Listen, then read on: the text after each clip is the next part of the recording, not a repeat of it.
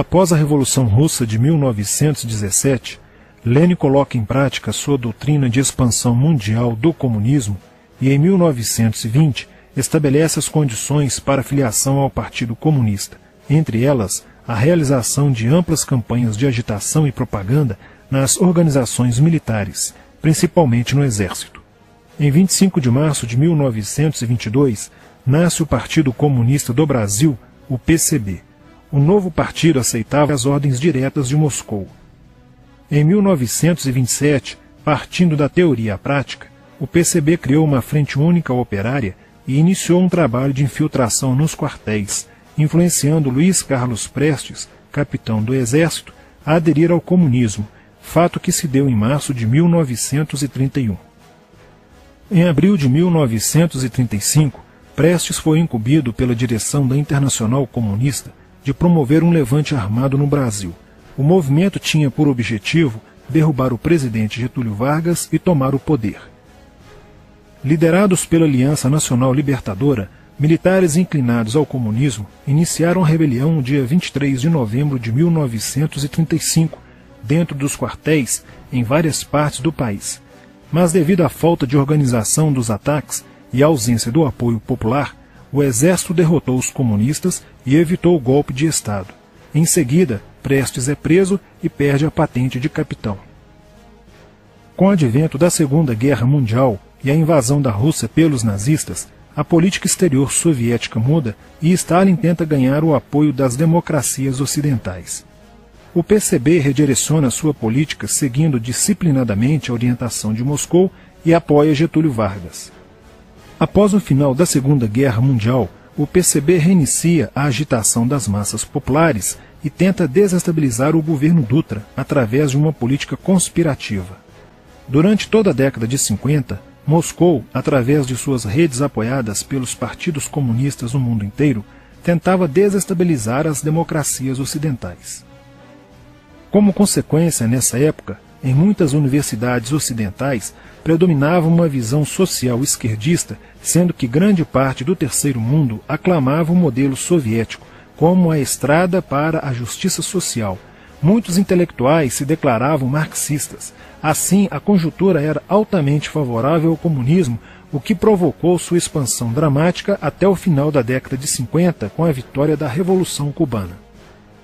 Isso fez o PCB defender com mais intensidade a luta armada como a única solução viável e progressista dos problemas brasileiros.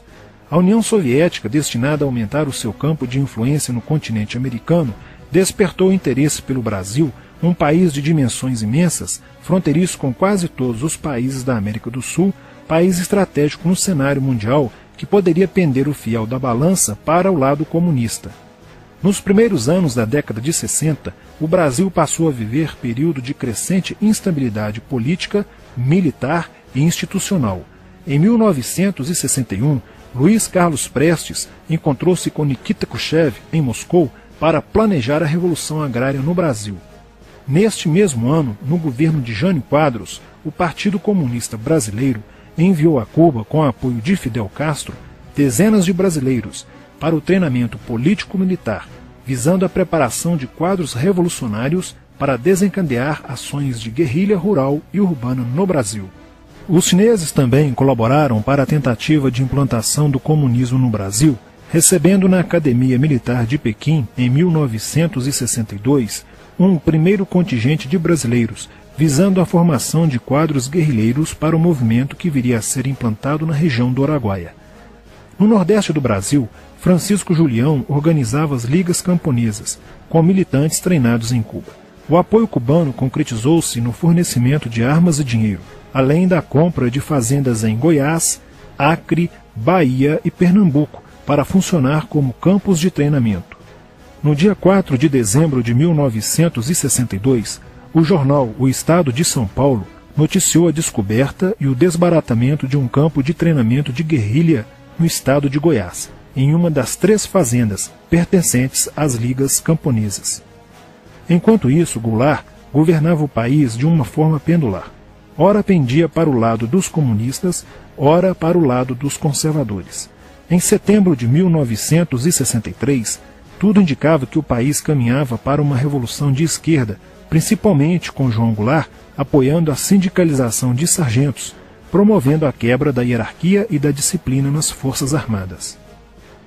Em 4 de outubro de 1963, Goulart solicita o estado de sítio ao Congresso Nacional, pelo prazo de 30 dias. A manobra foi repelida pelo Congresso e João Goulart passou a conduzir ações no sentido de implementar o projeto golpista que desaguaria em um regime totalitário de esquerda. Insuflado e orientado por seu cunhado Leonel Brizola, pregava a necessidade de reformas de base e a implantação de uma república sindicalista. Controlando o aparelho sindical, o governo promovia o grevismo, a anarquia e o caos. O país passou a viver dias de intranquilidade, estagnação econômica e inflação descontrolada. Em meio à crescente radicalização do ambiente político, Leonel Brizola era a liderança que unificou as esquerdas na frente de mobilização popular, criando o grupo dos 11 companheiros para tomar o poder pela luta armada. Segundo Brizola, o grupo dos 11 seria a vanguarda avançada do movimento revolucionário, a exemplo da Guarda Vermelha da Revolução Socialista de 1917 na União Soviética. Alheio às críticas que lhe endereçavam militares e oposição civil, João Goulart e o PCB mantinham entendimentos constantes. No dia 13 de março de 1964, um comício realizado na Praça Central do Brasil, no Rio de Janeiro, ficou conhecido como a Comissão das Reformas. Mais de 100 mil pessoas participaram, pedindo a legalização do PCB e a entrega de armas ao povo para a luta armada. No palanque estavam João Goulart, Miguel Arraes e Leonel Brizola. No dia 19 de março aconteceu a primeira Marcha da Família com Deus pela Liberdade, que reuniu 800 mil pessoas em oposição ao comício do dia 13, em demonstração do descontentamento de grande parte da população com os rumos que tomava a situação nacional, principalmente devido à impressionante demonstração de força, o tom radical dos discursos de Arraes e Brizola e a profusão de cartazes com a foice e o martelo. Em 20 de março, apoiados por Brizola e pela CGT, a Associação dos Marinheiros e Fuzileiros Navais do Brasil reuniu-se declarando um motim, dando origem a vários outros movimentos rebeldes no interior das Forças Armadas.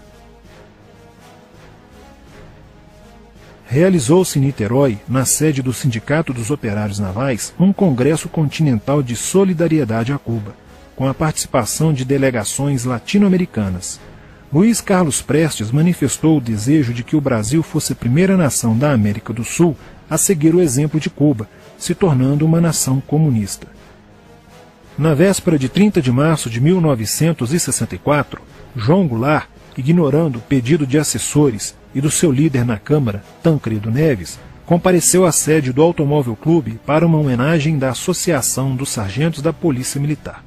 No seu discurso, Goulart defendeu a mudança na Constituição para que pudesse concorrer às eleições presidenciais de 1965, desagradando a Carlos Lacerda, Magalhães Pinto e Juscelino Kubitschek, pré-candidatos à presidência da República. O golpe da esquerda já estava preparado para 1º de maio de 1964, caso o Congresso Nacional não aprovasse as mudanças. A imprensa brasileira, bem como importantes setores da Igreja Católica, do meio empresarial e a maior parte do Congresso Nacional exigiam ações das Forças Armadas para conterem os comunistas no Brasil. Ao final de março, jornais como o Globo, Jornal do Brasil, Correio da Manhã e Diário de Notícias pregaram abertamente a deposição do presidente João Goulart. Nos bastidores dos acontecimentos, os serviços secretos dos Estados Unidos e da União Soviética trabalhavam intensamente, tentando cada um fazer a balança pender para o seu lado, não medindo esforços para levarem o Brasil a uma guerra civil. O general Olímpio Mourão Filho resolveu partir com suas tropas sediadas no estado de Minas Gerais para o Rio de Janeiro. O general Castelo Branco, ao saber disso, telefonou para Magalhães Pinto, governador de Minas Gerais, com o intuito de segurar o levante. O governador mineiro argumentou que, uma vez iniciada a revolução, seria um erro parar, pois alertaria as forças fiéis a Goulart, podendo agravar a situação. A falta de reação do governo Goulart e dos grupos que lhe davam apoio foi notável. Não se conseguiu articular uma reação armada por parte da esquerda. Também fracassou uma greve geral proposta pelo Comando Geral dos Trabalhadores, em apoio ao governo. João Goulart, em busca de segurança, viajou no dia 1º de abril do Rio de Janeiro, onde se encontrava no momento da Revolução, para Brasília, e em seguida para Porto Alegre, onde Leonel Brizola tentava organizar a resistência. Mas João Goulart desistiu de um confronto militar com os revolucionários e seguiu para o exílio no Uruguai. No dia 2 de abril, o presidente da Câmara dos Deputados, Ranieri Mazzilli, assume provisoriamente a presidência da República e mais de 1 milhão de pessoas lotaram as ruas e praças do país para comemorar a vitória. No dia 11 de abril de 1964, o Congresso Nacional se reuniu para eleger o novo presidente da República. O general Castelo Branco, aclamado por grande parte da sociedade brasileira, apoiado pela imprensa e por importantes setores da Igreja Católica, além de contar com a aprovação de grandes líderes políticos, entre eles Juscelino Kubitschek, precisava de 238 votos para ser eleito em primeiro turno, e acabou recebendo 361 votos. No dia 15 de abril, Castelo Branco assume a presidência da República, consolida a vitória sobre o movimento comunista e renova as esperanças do povo brasileiro de ter um país com dias melhores. Porém, a esquerda derrotada colocaria em cena, nos anos posteriores, Carlos Marighella, ideológico comunista e defensor da luta armada, que submeteria o povo brasileiro às ações mais obscuras da guerrilha, o terrorismo.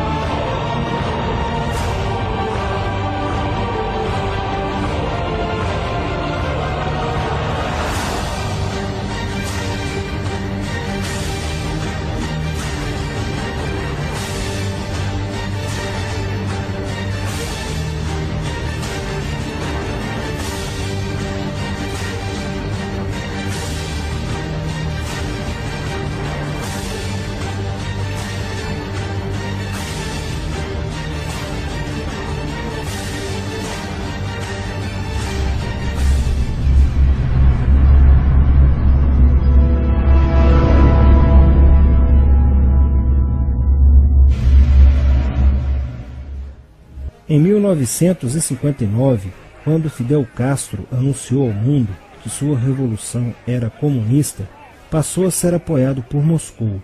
Com isso, a União Soviética iniciou uma campanha para dominar com a ideologia marxista a América Latina, onde os partidos comunistas formariam grupos de guerrilha armada com dinheiro soviético, repassado por Cuba.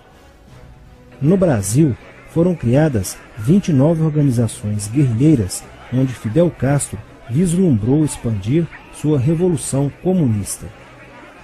Em 1961, o presidente do Brasil, Jânio Quadros, condecorou o guerrilheiro cubano Che Guevara com a Ordem do Cruzeiro do Sul, sem imaginar que 4 meses antes o Partido Comunista Brasileiro acertara com Fidel Castro o envio de jovens brasileiros para o treinamento de guerrilha em Cuba, com a finalidade de preparar quadros revolucionários que desencadeariam a luta armada no Brasil. As ações armadas já existiam antes de 1964 no governo de João Goulart, através das Ligas Camponesas de Francisco Julião e do Grupo dos 11 de Leonel Brizola. Com a chegada ao poder, em 1964, do presidente Castelo Branco, centenas de comunistas e políticos de esquerda refugiaram-se no Uruguai, onde formariam a Frente Popular de Libertação, que a partir de 1965 empreenderia atos de sabotagem urbana e focos de guerrilha rural no Brasil, principalmente na Serra do Caparaó, cujos guerrilheiros, apoiados por Leonel Brizola, foram combatidos e vencidos por tropas da Polícia Militar de Minas Gerais. Em 1966, a esquerda brasileira, decidida a tomar o poder à força e em curto prazo, passou a adotar táticas terroristas como as que foram usadas pelo grupo guerrilheiro Ação Popular, que ao explodir uma bomba no saguão do Aeroporto Internacional de Guararapes, em Recife, matou o jornalista Edson Regis de Carvalho e o almirante Nelson Gomes Fernandes, A influência da Revolução Cubana passou a servir de modelo para muitos revolucionários como Carlos Marighella, do PCB, que em 1967 viajou a Cuba e participou de um evento sobre a propagação da luta armada no território brasileiro. De volta ao Brasil, em setembro de 1967, Marighella criou a Ação Libertadora Nacional, ALN, e começou a recrutar jovens brasileiros entre os estudantes que, depois de preparados ideologicamente, foram enviados a Cuba. Em 1968, com a chegada ao Brasil do primeiro contingente da ALN de guerrilheiros formados em Cuba, entrou em cena Carlos Lamarca, capitão do Exército e militante da Vanguarda Popular Revolucionária, VPR, que se uniu a Marighella e em janeiro de 1969 explodiu 50 quilos de dinamite no QG do 2º Exército, matando na explosão o soldado do Exército Mário Cosel Filho e ferindo 6 militares. E ainda, na cidade de São Paulo, os guerrilheiros avançaram com um veículo roubado e abordaram o capitão Chandler, do Exército dos Estados Unidos, que se encontrava no interior de um automóvel quando saía de sua residência. Chandler foi morto por uma rajada de metralhadora em frente da esposa e do filho de 9 anos. O Comando de Libertação Nacional, Colina, criado em Belo Horizonte no ano de 1968, executou na capital mineira vários assaltos a agências bancárias e atentados à bomba. Os guerrilheiros se reuniam durante as sessões de cinema no Cine Acaiaca, localizado na área central de Belo Horizonte, para planejarem as ações de terror e guerrilha. A situação estava ficando caótica no país. Os guerrilheiros praticavam atentados à bomba nas grandes cidades, matando e ferindo vários inocentes, aumentando a insegurança e o medo da população, que passou a exigir ações imediatas do governo brasileiro para acabar com a violência praticada pela guerrilha. Atendendo ao clamor público para combater o terrorismo e a guerrilha com mais rigor, o presidente Costa e Silva editou o Ato Institucional número 5, AI-5, que previa o exílio e punições mais severas aos autores de atos de guerrilha terrorista praticados contra a população brasileira. Em desafio à nova medida do governo de proteção à sociedade, Carlos Marighella, em 1969, lançou o seu mini-manual do guerrilheiro urbano. Neste mesmo ano, só no Rio de Janeiro, a ALN, para aumentar os seus recursos financeiros, praticou 30 assaltos, sendo a maioria deles contra as agências bancárias. E ainda, em 1969, a ALN, juntamente com o movimento revolucionário 8 de outubro, o MR8, sequestrou o embaixador dos Estados Unidos, Charles Burke. O sequestro foi sugerido pelo guerrilheiro Franklin Martins. Os guerrilheiros exigiram a libertação de 15 presos políticos, dentre os quais se encontrava José Dirceu. A exigência foi prontamente atendida pelo governo militar. A ALN estava prestes a sofrer um grande golpe quando Marighella começou a cair. Após a prisão de um militante de sua organização, no dia 1º de outubro de 1969. Os dados fornecidos pelo militante da ALN preso coincidiram com informações prestadas por outro militante da VPR, que também denunciou o envolvimento de vários religiosos com grupos de guerrilha, entre eles Frei Beto. Quando Frei Fernando e Frei Ivo, também envolvidos com os grupos guerrilheiros, foram presos e logo após interrogados, os religiosos entregaram o ponto de contato de Carlos Marighella, na cidade de São Paulo. No dia 4 de novembro de 1969, o ponto foi cercado pela polícia, onde Marighella, percebendo o cerco, reagiu e foi morto. Depois da morte de Marighella, centenas de guerrilheiros foram presos e mais de 300 armas apreendidas. 2 sequestros de diplomatas, o embaixador alemão Enfield von Hollemer e o cônsul japonês Nobuo Okushi foram feitos às pressas para libertar os guerrilheiros que continuavam presos. Inspirados no marxismo cultural, vários militantes da esquerda brasileira iniciaram a estruturação de uma organização que se infiltrou nas faculdades brasileiras, bem como no meio artístico e cultural e principalmente nas edições de jornais, setores estes com grande poder de influência sobre a formação da opinião popular.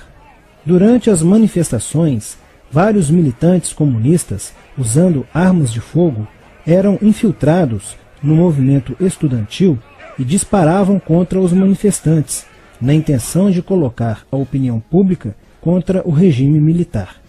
Com a morte de Marighella, Lamarca havia assumido a posição de líder mítico, que sustentava a esperança na vitória comunista. Em 1970, quando o embaixador suíço Giovanni Butcher foi sequestrado, o governo se recusou a soltar os presos da lista apresentada pelos guerrilheiros.